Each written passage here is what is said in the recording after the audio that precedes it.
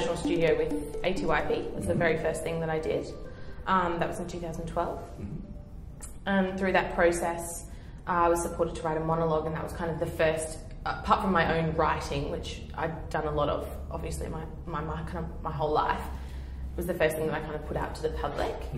And then from there, Boite asked me to be a resident playwright with them, which is, I was sort of the baby in that group of kind of playwrights who were quite more experienced than I was.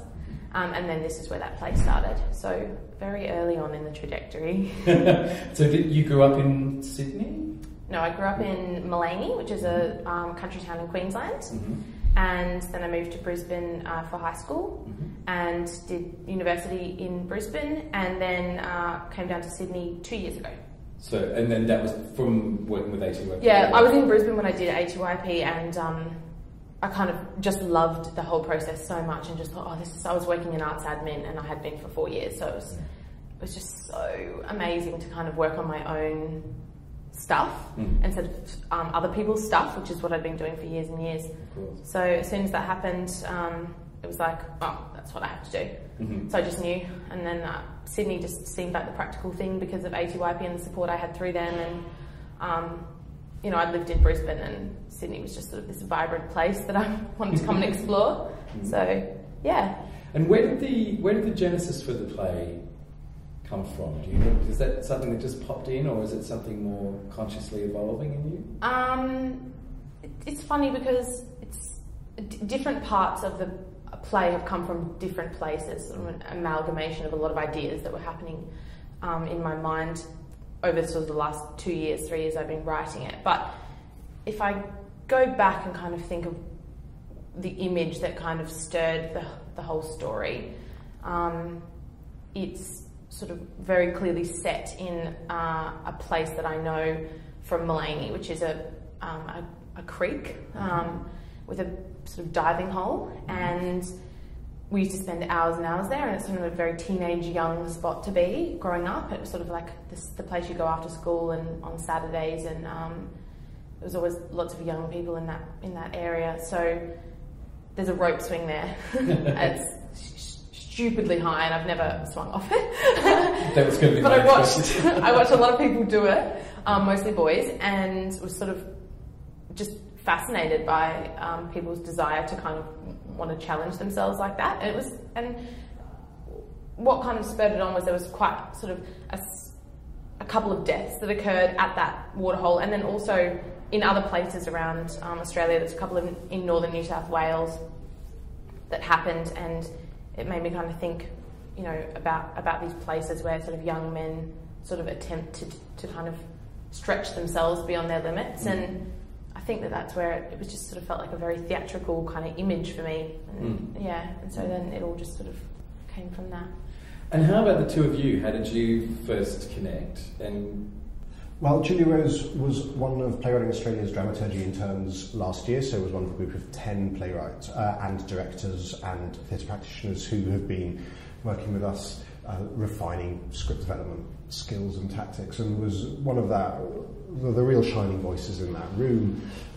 I was then lucky enough to be working with the Boite resident playwrights, where Julia Rose was one of those 4 playwrights up there in Brisbane, and Julia Rose submitted the play to the National Script Workshop in a round that I think had 130 submissions, and 5 were selected. So, you know, there was really something of great clarity and individuality in the writing. Plays about kids growing up in small towns are not uncommon anywhere in the world, but there was scope and breadth in the work that you don't see really in playwrights at any stage of their career often. And you know, the mark of a really mature and fascinating individual voice in there. And you know, we knew very quickly. In fact, it was in that round of plays that we selected, it was the only one that the panel was entirely unanimous upon leading to do. So it was a really joyful process. And Jane Bodie was the dramaturg in the workshop,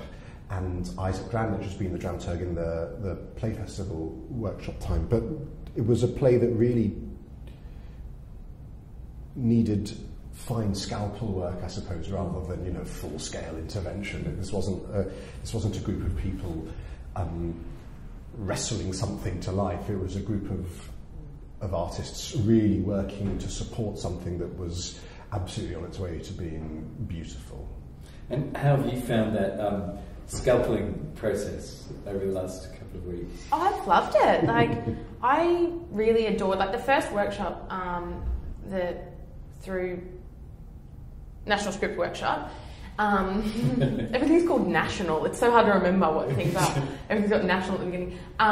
Through the National Script Workshop with Jane and Tim was really amazing for me.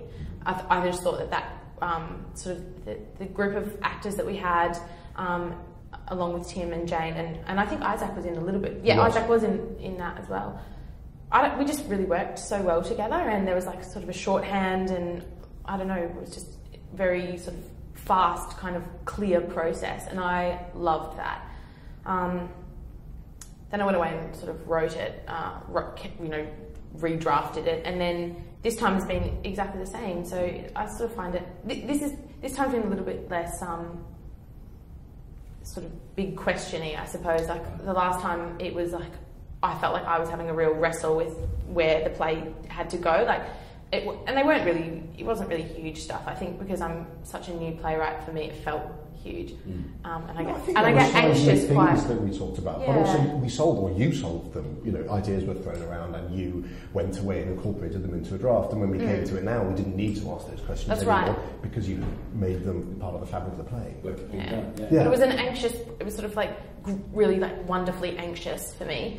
And then and then this time it was just like, again, like an incredible group of people working on it, and it just was sort of those bits that just haven't landed in all the other times. I had time to actually focus on them. So, you know, we had one character that has been problematic from the beginning, and still, I mean, this one character, it's kind of hard for her to find her exact journey through, but I've had the time to kind of focus on that in this workshop. It's been really lovely. So it's like a real luxury, hasn't it, actually, to have that amount of time. You don't really get time often in this part of the evolution of a play to really go beyond the fix it and turn into shape it. Yeah. And that's been beautiful. Yeah, the hardest part for me was just cutting individual lines. Like Tim and Isaac and Hannah sat down to just kind of trim, you know, it's like giving it a haircut or something.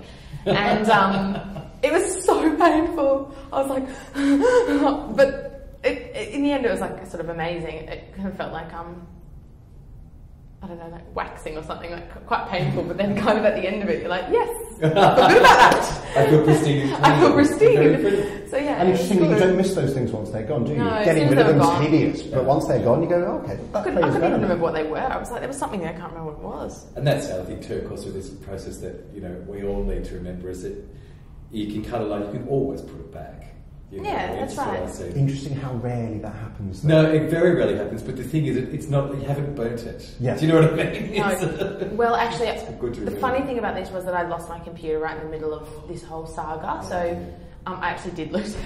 I actually did. But most of it I was able to recover, so yeah, in that cutting it was sort of, it was painful at the beginning and then quite joyous, and now, yeah, a luxury. It felt like a luxury to be able to go, had to have, you know, 3 incredible brains in the room kind of being able to assist me with that process, because I would never have been able to do that on my own. It's very hard. And are you nervous or excited, or in terms of putting in front of an audience? How are you feeling about that?